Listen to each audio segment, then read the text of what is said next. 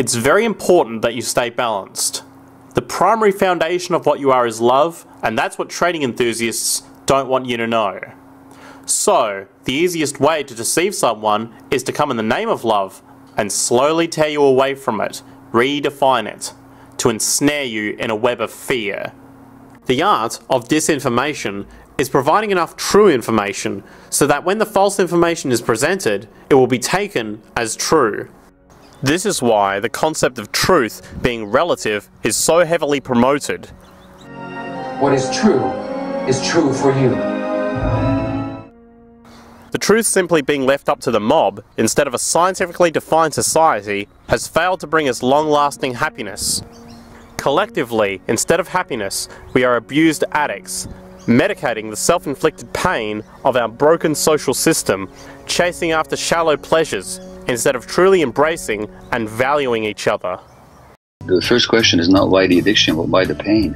What caused you the emotional pain that you're trying to escape with the addiction experience? And addiction is not restricted to substances. And the same brain circuits that are activated in drug addiction, they're also activated in behavior addictions. The more historical stress there was, you're going to get much higher rates of addiction, which is precisely what we see. Oh no, it's not a question of poor parenting. It's a question of stressed parenting. First of all, we have to see the drug addict as ourselves. The only difference between myself and my clients in the downtown east side is they suffered more than I did. Hence, their desperation for soothing and pain relief was greater than mine. So first of all, we have to see them not as others, but as ourselves. And to recognize that our judgments of them are simply our refusal to deal with certain parts of ourselves that are too uncomfortable and painful for us to look at. And if we understood that, we'd have a completely different social approach. We would put the funds and the resources into rehabilitating people, into helping them, and we would also make sure that young families get the proper support. So there's so much we can do without any more expenditure of funds than we're dealing with right now, but we'd have to have a complete shift of perspective. All we have to do is consult science and our experience and our hearts, and we know what to do. If the market is allowed to continue, all the possible totalitarian elements of the future will not be forced upon the people will demand them. And the reaction will dictate whether or not it's fully against it. For the social manipulation of society through the generation of fear and division has completely detached humans from their sense of power and reality. We talk about terrorists a lot today, and yet there's probably very little attempt to try to understand why people are terrorists. The masses have very little already, so those landlords who have the infrastructure and who are going to make money because of the infrastructure that is built through their roads, they will prosper. But the ones who don't have any resources, they've not had jobs, there isn't an economic activity for them in terms of manufacturing goods, so they can sell and they can also prosper. When you don't have that, what do? They resort to joining the Taliban, because they see the enemy coming in and taking away what little bit they have.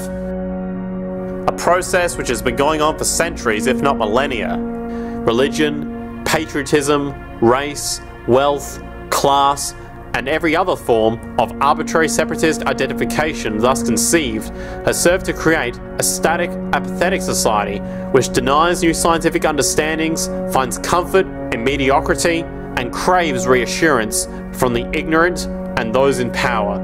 Divide and conquer is the motto. As previously stated, there's no such thing as good versus evil, right versus wrong, as those are arbitrarily defined to the convenience of those who want to continue this broken social system of trade and money.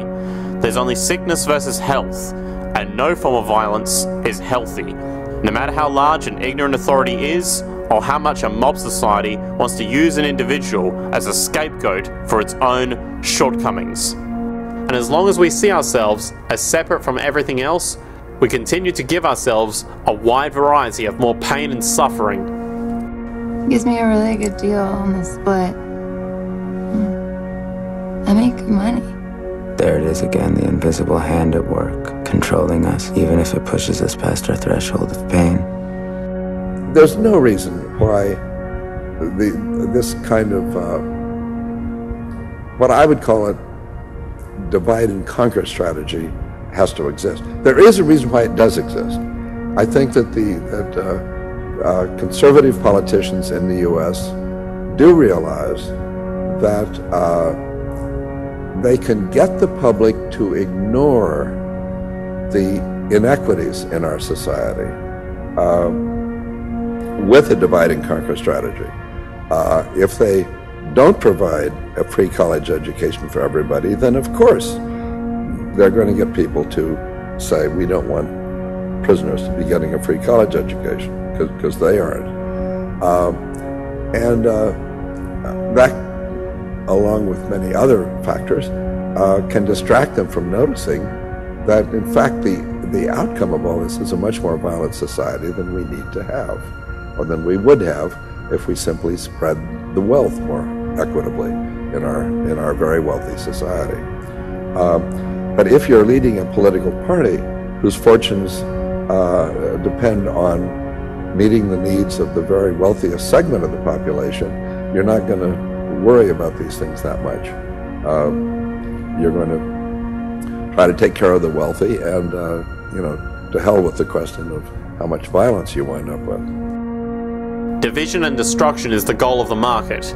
So if people ever realize the truth of their relationship to nature and the truth of their personal power, the entire manufactured social atmosphere that trading enthusiasts prey upon would collapse like a house of cards. Beyond a doubt, truth bears the same relation to falsehood as light to darkness. No matter how much we want to try and fool ourselves, our present economic system requires the perpetual growth in population and in the use of resources and energy. It is not sustainable and must eventually collapse. Should we start discussing this now for our grandchildren's sake, or we don't care? War, poverty, corruption, hunger, misery, human suffering will not change in a monetary system. That is, there will be very little significant change.